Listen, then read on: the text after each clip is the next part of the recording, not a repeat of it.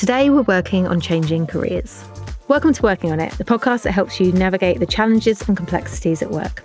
I'm Lauren Spearman, brand consultant and advocate for care, transparency and flexibility at work. And I'm Molly Johnson-Jones, CEO and co-founder of Flexer. Lauren and I are here to provide you with practical advice, insightful discussions and expert guidance on how to thrive in your career. In this episode, we're tackling a topic that many of us will face at some point in our lives, changing careers. We'll share the reasons people make career shifts, how to prepare for the transition, and share some success stories. We'll also discuss the challenges of career changes and offer strategies to overcome them. Whether you're considering a career change or you know somebody who is, this episode is hopefully packed with valuable insights for you. Quick thanks to our episode sponsor, Ultra Speaking, but more on them later. Molly, I'm looking forward to this episode. It's one that's close to my heart. First of all, I think we should probably set the scene. What does a career change look like? What are maybe the main reasons people might change careers? But I think there can be so many. I think one of the first ones is, when we are told to think about careers, we're like 16, 18, when you're like, oh, you've got to go to university and then you've got to pick whatever career you want. Definitely when I was 16, 18, I didn't know that 3/4 of the jobs in the world existed. Like, did you know a creative director or working in marketing was a thing? No, I mean, I'm 40 and I still don't know what I want to do, let alone when I was 16. Exactly. And you don't know what's out there. So I think one of the first reasons is people just picked something and went into it and then they realised in time, actually, maybe that's not what I want to do. Yeah. The second one I think is naturally is you progress through your career, you start to realise your strengths, your weaknesses, where you want to go. Are you a manager? Are you an IC? What kind of person are you? And then you'll pick another career. Could be a full career shift or a bit of a pivot to find those growth opportunities and to do better in your career in terms of progression. And then also there's obviously a big one around people sometimes blindly follow a career pathway and they climb a ladder for, 5, 8, 10 years. And then they realise, shit, I've just spent 10 years of my life working incredibly hard and they want better work-life balance. And you have to, sometimes some careers just don't afford that. So you have to move out of it. And there's just passion or personal fulfillment. How many people have you heard that left an office and decided to go and run a cafe or build a yoga studio or run a retreat? Yeah, it happens all the time. It's so interesting, listing those reasons because they're all really valid reasons, yet I think there's still such a stigma around changing careers. Or when it comes to hiring, people can't see beyond, if you haven't got that exact experience, then what transferable skills have you got? What are you bringing? They don't see that you can take what you've learned and transition it into a new career. I think it's difficult from a hiring perspective because I do understand the slight reticence around transferable skills. I think as an individual, people tend to really overemphasize the importance of transferable skills and the number. Maybe I'm guilty of that because I bang on about it all the time. I think some are really valid. I'm someone that has changed my career a lot. Yeah. So that's why I'm such a strong advocate for it. But there can be threads of transferable skills that absolutely are transferable, but the number of applications that we get, hundreds, where somebody is doing a totally different job, as in they are a receptionist or a paralegal or something, and then they're like, oh, now I can go and be head of growth because I've got transferable skills. I think when it's realistic, absolutely loads of transferable skills and crossover, and you can kind of sidestep into totally new careers. But I think the reason that sometimes career changes have a bit of a bad rep is because people have unrealistic expectations of what they can do. Have you gone through a career change? Yeah, my career was pretty squiggly. I started in investment banking and equity research. Of course, yeah. Then I moved into market research, so leading a data research team, speaking on BBC News about supermarkets, which was very different to what I was doing before. Which we heard about in previous episodes. Yes, exactly. With my yellow jacket, Jesus. And then moved into FMCG consulting, and then fintech consulting. What were the main, in between, with those switches, what were the drivers for those? Leaving investment banking while I got sacked. I didn't have a choice in that one. Fuck it, I'm off. And actually that one for me, the one between investment banking and then working in market research, was I couldn't go into an office 5 days a week. So that was sort of in not work-life balance as such, but like I needed Making a the work different work for working you. environment, and I had to switch careers to do that. Then the one between market research and going into consulting, I feel like consulting is just like, particularly if you're in your 20s, like really over glamorized, and people are like, oh my God, consultants, they're so successful. I as someone that doesn't really have any experience in consultancy, it's a job that I hear a lot. Like they're a consultant at the Big Four. Yeah. And I'm like, firstly, I'm not sure I could name the Big Four. But secondly, I don't know what a consultant What do does. they do? Yeah, exactly. You just go in, tell people that know how to run the business better than you how to run the business, then give them a PowerPoint and leave. Like that's what And then you work do. till 11 o'clock at night. That's the vibe Yeah. I get. Yeah. And you work really long hours and travel to really shit places in the UK.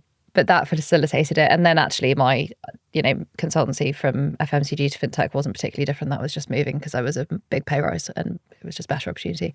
But there's so many different reasons. Like, as you've mentioned, you've moved a lot. Yeah. Do you know the average person changes career between 5 and 7 times in their life? It's quite mix it up a little bit. Yeah, I massively so my very first job out of uni, I was a PA and a receptionist for the National Blood Service.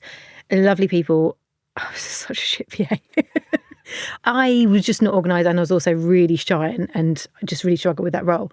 But yeah, I predominantly spent the first, if I could, I split my career into 2 parts to date. The first half is in sales and in advertising sales, and then the second half has been in marketing. And then within that, there's kind of almost like sub changes of every single job has been in a different industry. Yeah. And that's been important for me because I know that I can bring some learnings from one industry and take it into the other. And also it's interesting Yeah. for you as well. And I think that's why a lot of people do the little changes, is like you feel like you stopped growing or learning and you want to keep going. Yeah, mine has been mainly because, it's development opportunities, it's curiosity, I want to learn something new. But I guess the biggest change for me when I changed careers and made a switch from sales to marketing was taking a pay cut. And that, I'm sure we'll come on to that later on. Yeah. What made you want to make that switch? Like, what drove that? I guess it felt like the right time in that I'd been working in sales for a little while and I never, I was doing okay. I got good bonuses. I had lovely colleagues, but I never felt like it was something I was great at. Yeah. And I always had this feeling in the back of my mind that I was going to get caught out. As in you thought that you were kind of cruising through? Yeah, really? It was ridiculous. Like I was smashing targets, I was doing well, but I never felt like I was doing something that I was meant to do. And then I was going to client meetings and just constantly thinking I want to sit the other side of the table. I'd work in advertising sales. I was going to these, brands, doing the selling, and then I was just like, I want your job. Yeah. So that was a big shift for me. And then I kind of weighed up the pros and cons of what the shift would look like. And the only con was in the short term, I won't earn as much. Yeah. But in the long term, I'll get back up there and it'll be fine. You sort of go up and then carry on. Yeah. Yeah. I think that happens all the time, right? When you suddenly realise it's the right time, and whether you do that yourself and decide to make a jump, or whether you're pushed if you get made redundant, or there's like a big life event, right? Like I've heard of so many people after they come back from having kids, they're like, oh, in order to have more work-life balance, or actually I wasn't happy in my previous career. And it's sort of like this reset that can happen as well, and people realise it's the right time. But I do wonder with people that are making career changes when they become parents, how much of that is a forced change, because so many employers aren't set up to support working parents. Yeah. I definitely think that's the case. And also some industries or roles, like, if you're a criminal lawyer or a corporate lawyer, it's very, very hard to balance being online, 16, 17, 18 hours a day in front of people with being a parent. Like some just aren't compatible, being realistic. Other roles, obviously, companies can adapt and be much more supportive around it. But I do think a lot of it's forced, and there's so much that companies can do to keep their good people from having to go and seek a totally different pathway just because they can't work part-time, or they can't work compressed hours or a job share or whatever it might be. But I do think there is also not just becoming a parent, but big life moments. So I've spoken about my little sister get diagnosed with cancer last year, and that has shifted how I see work, in that I am very ambitious and very driven, but I don't put the importance on it that I do before. and it's shifted the kind of work that I want to do. I don't want to like sell my soul for work anymore. It's like something forces you to reevaluate what you it's one of those like, life is prioritize too and short value. moments. Yeah, What it's do you really enjoy? Which I think is really important. But I guess when it comes to like making those shifts, you know, or knowing that you feel like you want to change, I guess the first step is always going to be working out what it is you want to do, right? Yeah. Because there's always like a moment of this. I guess I was, in my own experience, I knew that sales wasn't right, but I didn't necessarily know what I wanted to do. Yeah. So I had to spend some time working out what that was. And I think also sometimes it's hard to do that when you're in a role.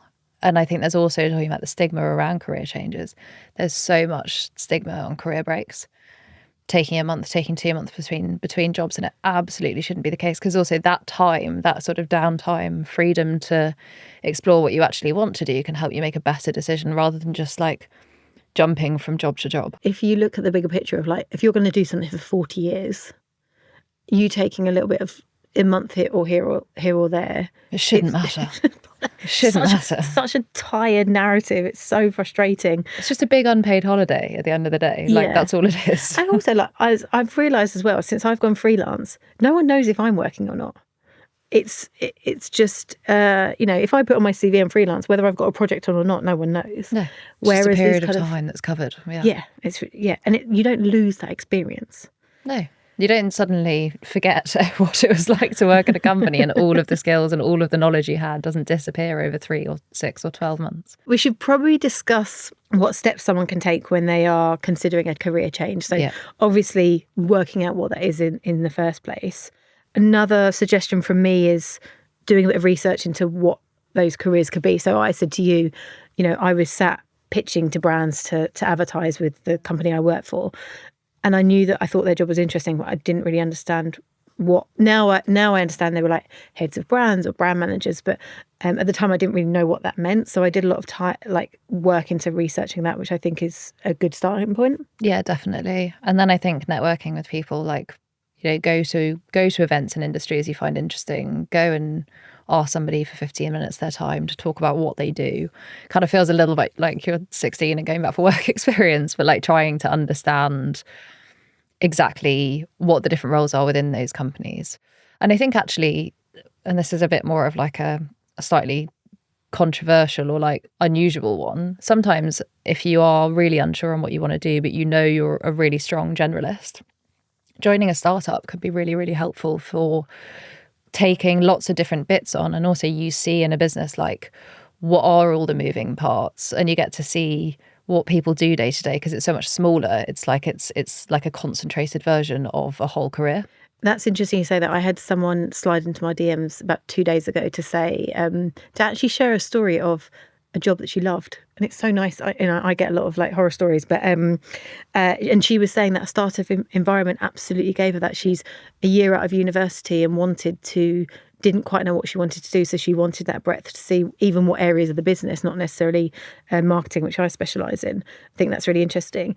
I guess one thing that I did when I started to think about changing careers, both in terms of like sales versus marketing, but then also industry, is I would go and look at the jobs that I would apply for and then bring that into like my CV and cover letters. So what are the things that they kept saying that job is doing? Yeah. And how can I then correlate that? Yeah. Even if I wasn't doing that job, what are the things that were coming up a lot that I could then pull in? I think that's always really helpful. And I think spending time, if you can, doing little bits of the job that you think you want to go and do. Like, obviously sometimes that's very, very difficult. But say, you know, we had a really interesting example of one of our employees. She was in recruitment and really wanted to go into social media. So she'd built up with her dog like a big Instagram presence, and like you could see that she could do the job. It was just that she'd taken chunks of it outside, like in her own personal life. And I think when you can see examples of that as an employer, it makes it much easier to take that leap of faith on somebody. Because if you've got no evidence of them being able to do that role, even if they do have some transferable skills, but not as many as they think they do, it's still difficult to take that leap of faith. Yeah. Yeah. So I think one of the best ways that you can show that you are ready for that career change is, people have a tendency, I think, on their CVs to be like, I'm passionate about this. I want to do this. I'm going to become this. Words don't mean very much in those scenarios when you're about to take, as an employer, when you're about to take a bet on somebody. And sometimes, you'll try to really dig into things, and you'll be like, why do you want to do this? Tell me why you'll be good at this. And again, they'll just say, I want to be an editor, and they've got no portfolio, or I want to be a graphic designer, and again, they've got no evidence of that. When people are just using the words and telling you that they want to be something, it's much less believable than coming with a full portfolio or loads and loads of understanding of a certain market, like social media, being chronically online, understanding all the trends, how you should dig into them, is much more impressive than saying, I want to become a social media manager. Yeah, it's that kind of show, don't tell, like, approach to it. Also, I think a lot of our discussion has been based on applying for jobs, but I would say there is such incredible value in outreaching to people as well. So, 2 of my last 3 permanent roles I got from reaching out to people directly. And one specifically, I'll use an example, was when I was changing from sales to marketing. And I think, I mentioned that I didn't quite know what the roles I wanted were, but what I did do is write down the companies of the names of companies that I wanted to work. And one of them, I noticed that we were connected through Twitter. I don't use Twitter now. This was back in 2016, because we lived in the same neighborhood. And I reached out to her and was like, oh, I see you do this job. Could you tell me what that job entails? Yeah. I'm really interested. I'm thinking of a career change. And actually, I was very fortunate. This person came back and told me a little bit. And she said, we haven't got anything right now, but, I'll give you a shout if anything comes up. And just 6 weeks later, she did. I still had to go through the entire interview process because she didn't know me, but she then became my boss. And that came from me outreaching. And then my next job did that as well. So I think there is such power in taking a bit of proactivity. Yeah, I think there is a bit of a habit with people that are job hunting to sort of just think that applying to 100 jobs means you're going to get one. Actually, to properly stand out, dropping those messages, engaging with that company content, trying, if you do get a first interview, always following up with an email afterwards. Like, they're very easy ways to stand out, but the majority of people don't do them. So I think if you're trying to do a career change, you've got A, the difficulty of trying to find a job, but B, convincing someone that you're the right person when you haven't got the CV that everybody else will have. On my kind of second job where I'd outreach to someone, this was the change in that element was a completely different industry that I had no experience in. And I knew that I would be up against candidates that had probably similar or like experience in that industry. I did the first interview and I amazingly got a second because I really felt like I fucked it. And at the end of the second interview, I pointed out the fact that I'm very aware I'm not from this industry. I don't have this background. But I was like, I just went into this slight monologue, I think, in hindsight, about how passionate I was and I will not let this fail and da-da-da. Anyway, I got offered the job, and when I got the phone call from my would-be boss to offer me the job, she was like, it was that stood out. Like, I could tell how much you wanted it. Lean into and that ambition is a really attractive quality. Yeah, definitely. I think you can't hide from the fact that you're not going to have that industry experience, or you haven't got the same skills that probably a lot of those candidates do. It's better to lean into that and say, I know I'm probably not the best person on paper, and address those concerns, because those concerns exist, regardless of whether you talk about them or not. And it's much better to face that head on than to try to run from it. Yeah. I think also there's a big thing when people apply for jobs, they think that there's no need to tailor each application to the company. And as somebody who hires for Flexer and gets hundreds of different applications, like, one of our questions, and there is a lot of controversy around this, and some people are like, I hate it, like, your company's not special. Do you put, why do you want to work for us? Yeah. But not like, why do you want to work for us? It's like, why has Flexer stood out to you? Okay, that's different. Yeah, because it's like, we're a small startup, and everybody has to know what we're trying to do to be a good fit in the company. Be like, why do you want to work for us? Or like, I need a fucking job. Of course, but then there's what you think, and then there's what you showcase in a job application process. And I think people assume that they're like, oh no, but I just want to be honest about the fact I just need a job. But one of the easiest ways to stand out in the world is to be like, your company stood out to me because I love the mission and XYZ. 2 sentences is enough when people are like, oh, I'm just NA or whatever. I also just think it brings a touch of humanity to you as well, Yeah. rather than this generic copy and paste. Yeah, absolutely. And then your passion and enthusiasm, just like in that interview that you talked about, your passion and enthusiasm can come through in a different way rather than just looking at a CV. Like it matters about whether somebody is going to be the right fit for a company, because one company's culture and working environment is totally different to another's, and the right person for one company isn't going to be the right person for another, and not everyone's going to thrive in every working environment. It's just absolutely impossible. And I think expecting companies to just try to make a super objective decision on something that's quite subjective is unrealistic. And often there's not necessarily a hard wrong and right either, because especially when you get to the end of a hiring process sometimes, and you're down to 2 candidates, there are occasions where they could both do the job. Yes. That, you'd like to think if they've got that far, they've proved their competency. It's just there's got to be something that separates them. You're going to go back and you're going to look at their answers. Exactly. You're going to look at their case study. You're going to look at any differentiator at that point. I also think one thing that's maybe not discussed a lot around career change is transitioning, like financially. I mentioned to you, I took a pay cut when I changed careers, and often I see it in a lot of my friends that have kind of ditched the corporate world to maybe set up their own business or do something else, and it's like, or retrain or something. It's like, but how financially can I do that and support myself? I guess in an ideal world, you'd have the build up of time to be able to try to build up on whether it's savings if possible, or where can you cut back to kind of build that a bit of a fund to help support that change. Yeah, I think it will never feel like the right time, I think, is something that's going to always be the case, whether you're doing a career change, starting a business. Like, you're never going to go, right, now's the time to take that leap.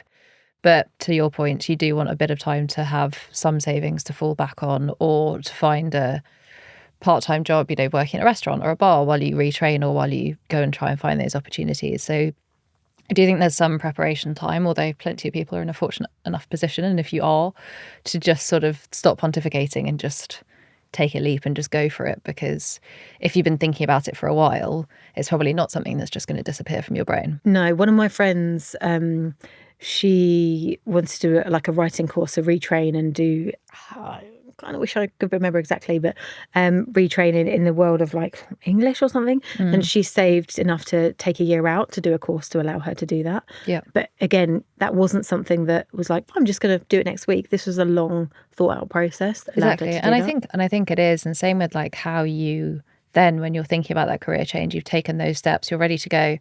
Like, how do you market yourself to the market, for lack of a better phrase, about, you are the right person for that job? And I know obviously you're spending a lot of time thinking about what you call yourself.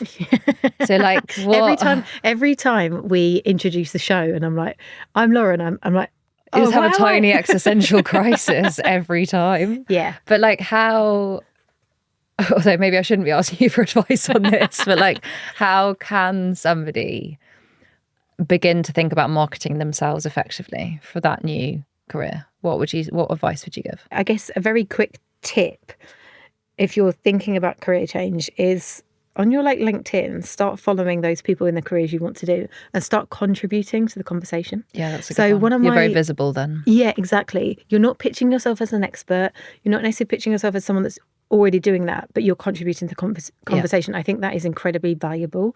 That would be my initial starting point, I think. Yeah, just become visible. Also, you're going to absorb a lot of information from following those people. Understanding what they talk about, understanding their experience is going to be hugely, hugely helpful. Yeah, I think so.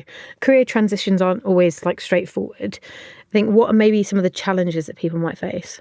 One is just going to be, there are also probably for every job that you apply to, you're going to be hundreds of other people that have that direct experience. So it's making sure that you've tried to address the sort of skills gaps or experience gaps as best as you possibly can, whether it's, taking a bit of time to do something on the side, whether it's upskilling, or whether it's just rewriting your CV to seem more tailored. Like, if you're thinking about a career change, like, you can't really just do the spray and pray, like apply to 100 roles and see what happens. Like, that's just not going to be effective. And then I think there's just a lot of bias around it as well. Like, it is a bit stigmatized if people keep moving between careers and they haven't found the right thing for them. There's naturally age bias. Like, if you've only been in something for a year or two and then you want to move into a more senior role because you've got previous experience in something else beforehand, often that's not actually counted. That's like, is it that Robert De Niro film, The Intern, where he Yeah. well, that was the thing, he'd have maybe retired or something. And he came back in, as an intern. Yeah, but there's also, I think, the challenge of, well, why would we hire you because you're too experienced for something if you do want that change, which is frustrating because sometimes you do have to go back to basics when it comes to Sometimes changes. you do, but then I think there's also a difficulty from the employer side, because sometimes people, if you hire somebody that is too senior for the role, sometimes they have very unrealistic expectations, even if they go in thinking that it's what they want to do. Actually, 6-12 months down the line, it can become quite problematic. Or there's also a survey of one, of which I have no backing behind this, but my assumption would maybe be, because I could imagine if I went into a career where, even though I haven't maybe done that job, I have got experience, how frustrated I'd feel sometimes. And I think people don't always realise. No, I think that's completely normal. Like if you have managed people in a previous career, or you've contributed to senior leadership discussions, or you've just paid more, there's going to be a natural feeling that once you start to get a grip on that new career and new role, that you want to bring some of that previous experience into it. And I guess it can feel quite frustrating if you can be more senior, but you're just not far enough on in terms of experience and knowledge in that new area. Yes, yeah. This is a quick reminder that you're listening to Working On It, the podcast that unpacks the trials and tribulations of today's working environment, with me, Lauren Spearman. And me, Molly Johnson-Jones. It's time for a quick ad break. Ever freeze up before a big presentation? For many of us, public speaking can be absolutely nerve-wracking. But it doesn't have to be. After coaching thousands of clients and students, our friends at Ultra Speaking have put together the ultimate public speaking playbook, a free mini course breaking down some of their most powerful techniques to help you to become a more engaging speaker in just 5 days. So, are you ready to overcome your public anxiety and change your career trajectory? Head to ultraspeaking.com/Flexer to get instant access to the mini course, or click the link in the show notes. Coming up, we're going to discuss how to ensure long-term success after a career change. But first of all, we've got a real-life career change story from a listener. Okay, let's see what we've got here then. Okay, this is from Sarah. Sarah writes, I was a high school teacher for 10 years, but I've always had a passion for web design. Last year, I decided to take the plunge and transition into tech. I spent 6 months learning coding through online courses while still teaching. It was challenging to balance both, but I managed to land an entry-level web developer position at a startup. The pay cut was significant, but I'm so much happier now. My biggest struggle was convincing employers to take a chance on me despite my lack of formal tech experience. How can career changers overcome the experience gap when entering a new field? That's quite a change, isn't it? School. Big change, yeah. I wonder if she taught what she taught. Anyway. I think one of the biggest career changes that I've noticed is into engineering and development, because when I was younger, that wasn't a career. Like when you were 16, you didn't think, oh, I'm going to learn to code. And so then you end up like, maybe 10 years later, something that you could have had an interest in wasn't really a job at that time. Whenever anyone talks about tech and engineering, I can literally feel myself shut down. I dated a guy last year for 5 months that was an engineer, and I still can't tell you what he did. I digress. I guess, thinking about how Sarah can kind of leverage her teaching experience in her new tech career. I guess leadership, management, like you've got such good people skills, like not to massively stereotype, but there are lots of jokes around what developers and engineers are like. And having the soft skills that teachers have, if you're leading a team or, you're working collaboratively between departments, that's going to be a hugely beneficial thing. So I'd really lean into leveraging those soft skills around obviously improving the hard skills that she obviously wants to do in this new role. Yes. There's definitely got to be something around, sure, what it sounds like is there's this, I always associate teachers with this curiosity to learn, right? So that drive must be something she can take through. Yeah, exactly. And also helping, like, as she obviously progressed in her career, teaching background, onboarding other people, like upskilling them, that's also going to be a huge one. Yeah. And when it comes to overcoming that experience gap, it sounds like, read this back again, but it said that she did some online courses and still teaching. So she's clearly prepared to put in the maybe additional work in the short term that's going to help her close that gap. Yeah, I think also just like when you make a career change, you kind of have to be a bit patient after that. I think often you kind of expect for you to end up in the position that you want to be immediately. You know, like when you start a diet or you start going to the gym, you're like, God, I want to be skinny now. It's like... I never start a diet. But like, I think people expect that in their careers as well. For like, all of a sudden they're in their ideal seniority, ideal experience. Like, just don't put pressure on yourself for the first couple of years in a totally new career. Use that time to learn, watch other people around you that are more senior, and really lean into that as a learning experience, and then set yourself career goals and expectations, because it's a really, really big change, and you can't put the same high expectations and aims on yourself as you did in a previous career where you'd obviously, you know, you could have spent 3, 5, 10 years. It's completely different. Also, she does mention around it's a significant drop in income as well. What was her words? Yeah, the pay cut was significant.